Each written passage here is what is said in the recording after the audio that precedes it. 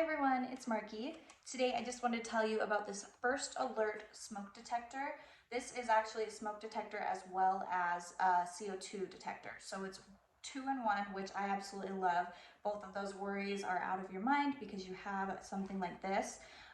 This is hardwired. It does come with the necessary little hardwiring components that you would need. And it is also, it has a silence feature. So right here, I think everybody has ever experienced having a smoke detector go off in the middle of the night and it's a low battery and you just listen to it chirp and chirp and chirp. So this button right here will actually silence it for 8 hours and give you time to get a new battery so you're not up all night listening to it. It uses electrochemical technology to detect the smoke as well as the CO, and that is something that I guess is new and proprietary, and it really detects smoke particles and CO2 emissions way more efficiently than most do.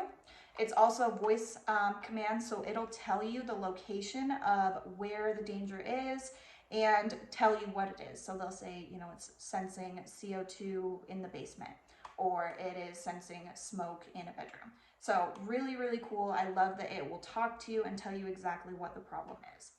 So if you are looking for new smoke detectors in your home, I would highly recommend you check out this one. So I hope this is helpful. Thank you.